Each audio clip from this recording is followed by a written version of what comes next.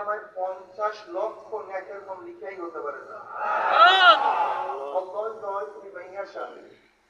আল্লাহ পাক রব্বুল আলামিন ইচ্ছা করে 50 লক্ষ কেন 50 কোটি নেক দিয়ে দিতে পারেন। নেক দেওয়ার মালিক কে? কাজে মাওলার কাছে দোয়া করি, মাওলা যেহেতু মাহফিলে নিয়ে আসছেন, আমাদের খালি আমলনামাকে নেকের দ্বারা পূর্ণ না করে কাউকে এখান থেকে বিদায় দিয়েন না। আল্লাহুম্মা আমিন। আমি সংক্ষিপ্ত সময় কিছু আলোচনা করবো, একেবারে সংক্ষিপ্ত সময়। যাদের কপাল ভালো আল্লাহ পাক মঞ্জুর করবেন তারা তো বুঝবে, আর যাদের কলবের মধ্যে আল্লাহ পাক খতমাল্লাহু আলা কুলুবিহিম ওয়া আলা সামইহিম ওয়া সাওয়াউন আলাইহিম আনযারতাহুম আম লাম তুনযিরহুম লা ইউমিনুন, আমি কেন গোটা নবীরাও বয়ান করলেও নসিহত করলেও উপদেশ দিলে ওই কপাল পোড়ার কপালে হেদায়েত মিলবে না। হেদায়েতের মালিক কে? আল্লাহ, একমাত্র আল্লাহ। এখানে দ্বিতীয় কারণ কোন সিদ্ধান্ত নেই। হেদায়েতের একক মালিক কে? আল্লাহ। আল্লাহ পাক নিজেই কালামে পাকের মধ্যে বলেন, ইন্নাকা লা তাহদি মান আহবাবতা ওয়ালাকিন্নাল্লাহ ইয়াহদি মান ইয়াশা। হে নবী, আপনি যাকে ভালোবাসেন, মুহাব্বত করেন, ইচ্ছা করলেই আপনি তাকে হেদায়েত দিতে পারবেন না। আল্লাহ পাক যাকে ইচ্ছা করেন আল্লাহ পাক তাকে হেদায়েত দান করেন। হেদায়েতের মালিক কে ভাই? আল্লাহ। আল্লাহর বাইরে কারোর কাছে যদি হেদায়েত থাকতো তাহলে আউয়ালুর রাসূল, প্রথম রাসূল আদমের সানি নবী নূহ আলাইহিস সালাতু ওয়াস সালামের আপন সন্তান কেনান জান্নাতে না জাহান্নামে? নবী নূহ আলাইহিস সালাতু আপন সন্তান কেনান জান্নাতে না জাহান্নামে? এরকম ভক্ত আছে মনে। যিনি জাতির পিতা নবী ইব্রাহিম আলাইহিস সালাতু ওয়াস সালাম, তার বাবা জান্নাতি না জাহান্নামী? অথচ তিনি হলেন জাতির পিতা, গোটা মুসলিম জাতির পিতা নবী ইব্রাহিম আলাইহিস সালাতু ওয়াস সালাম, অথচ তার বাবা জাহান্নামী। নবী লূত আলাইহিস সালাতু ওয়াস সালামের স্ত্রী জান্নাতি না জাহান্নামী? খোদ আমার নবী আলাইহিস সালাতু ওয়াস সালাম তার আপন চাচা আবু তালেব, যাকে নবী অনেক মুহাব্বত করতেন, নবীকেও তিনি মুহাব্বত করতেন, উভয় বিশ্বাস করবেন না, আবু তালেব নবী আলাইহিস সালাতু ওয়াস সালামকে এত বেশি মুহাব্বত করতেন যা নজির গোটা দুনিয়ার মধ্যে আছে বলে আমার জানা নেই। শিয়াবে আবু তালেবের মধ্যে নবী আলাইহিস সালাতু ওয়াস সালামকে 3 বছর কাফেররা অবরুদ্ধ অবস্থা রাখছে। কয় বছর? 1-2 দিন না। নবীর সাথে কথা বলতো না, খানা দিত না, পানি দিত না, ব্যবসা বাণিজ্য চলতো না, কিচ্ছু না। এমনকি নবী আলাইহিস সালাতু ওয়াস সালাম গাছের পাতা খাইতেন, ছাগলের বড়িতে পায়খানা করতেন। তার সাথে কিছু সাহাবীরাও ছিলেন, মহিলারাও ছিলেন, তাদের সাথে ছোট বাচ্চারাও ছিল। মারা না খেতে খেতে তাদের স্তম্ভ শুকায় গেছে। বাচ্চাগুলি যখন বুকের মধ্যে টান দিছে তখন অবস্থাটা কি? না মায়ের খাদ্য ছিল না বাচ্চাদের খাদ্য ছিল। 1-2 দিন না 3 বছর। এই 3 বছর কিন্তু আবু তালেবও নবী আলাইহিস সালাতু ওয়াস সালামের সাথে ছিলেন। এত দূরের মহব্বতের অবস্থাটা কি? নবী আলাইহিস সালাতু আব্বা দুনিয়া থেকে ছোটবেলায় বিদায় হয়ে গেছেন।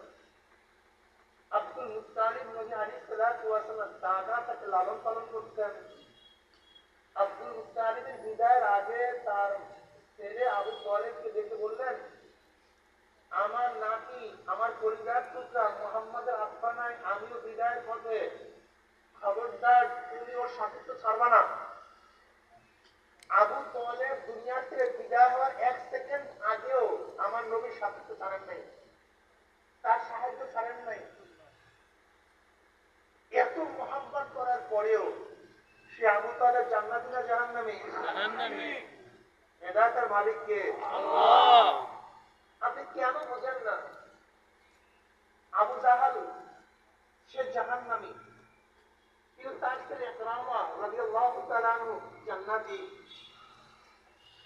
খালিদ বড় যোদ্ধা, সে তো জান্নাতি, তার বাবা ওয়ালিদ, সে তো জাহান্নামী।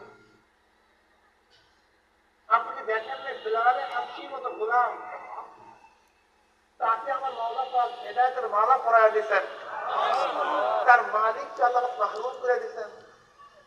আপনি কি দেখেন না ফিরআউনের মতো এত বড় বাদশা, সে জাহান্নামী, তার স্ত্রীর গলার মধ্যে আমার মাওলা পাক হেদায়েতের মালা পরায়া দিয়েছেন, সেটা তো জান্নাতি।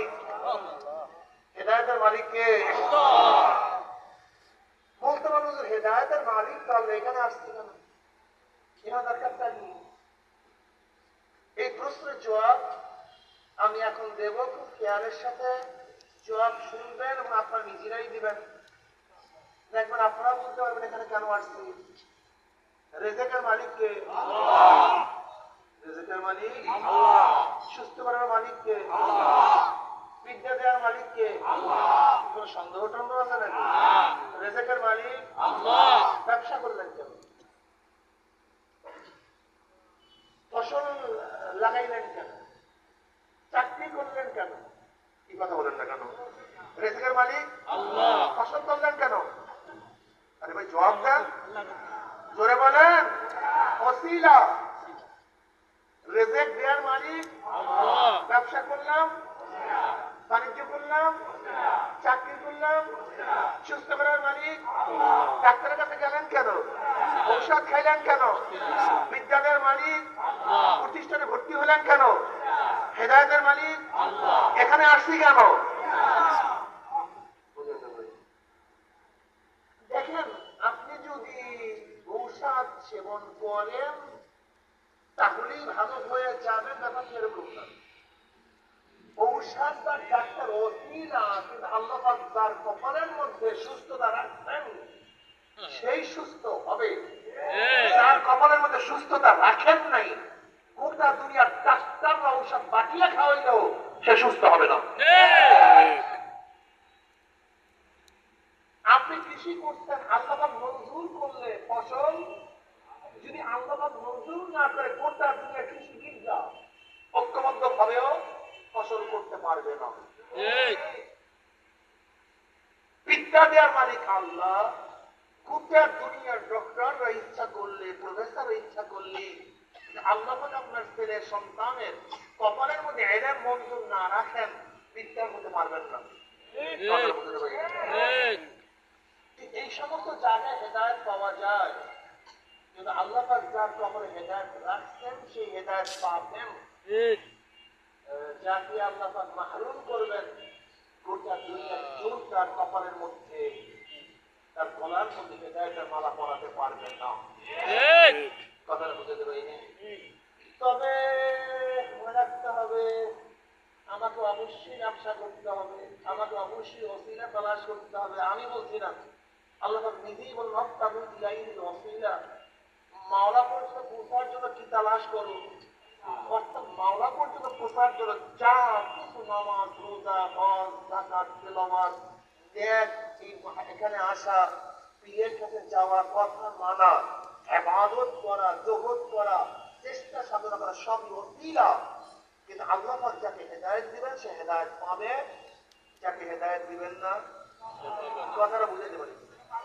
এর জন্য হেদায়েত যেখানে পাওয়া যায় সেখানে যেতে হয়। যদি হেদায়েত যেখানে পাওয়া যায় সেখানে না গেলে হেদায়েত পাওয়া যাবে না। বুঝাতে পারি। চাল দিয়া কি ধরে? কথা বলেন না। চাকরি জাল দিয়া কি ধরে? এই মাঠের মধ্যে আমরা জাল মারে, সমস্যা কি? চাকরি জাল দিয়ে তো মাছ ধরে। দেখেন, ঝাঁকি জাল দিয়ে মাছ ধরে, কিন্তু যেখানে মাছ পাওয়া যায় সেখানেই মারতে হয়, যেখানে পাওয়া যায় না সেখানে মারলে মাছ পাওয়া যাবে। ঠিক হেদায়েত যেখানে পাওয়া যায় সেখানে যেতে হয়। হেদায়েত যেখানে পাওয়া যায় সেখানে যদি যাওয়া না হয় তাহলে কথা বুঝতে পারি। আল্লাহ নিজেই বলেন ওয়াবতাগু ইলাইহিল ওয়াসিলা ওয়াত্তাবি সাবিলা মান আনাবা ইলাইয়া। ওয়াত্তাবি, ইত্তিবা করো, অনুসরণ করো, মান সাবিল, ওই ব্যক্তির রাস্তা, মান আনাবা ইলাইয়া, যে আমার দিকে ঝুঁকে গেছে, আমার পথ ধরছে, তোমরাও তাদের পথ ধরো, তাহলে তোমরাও হেদায়েত পেয়ে যাবে।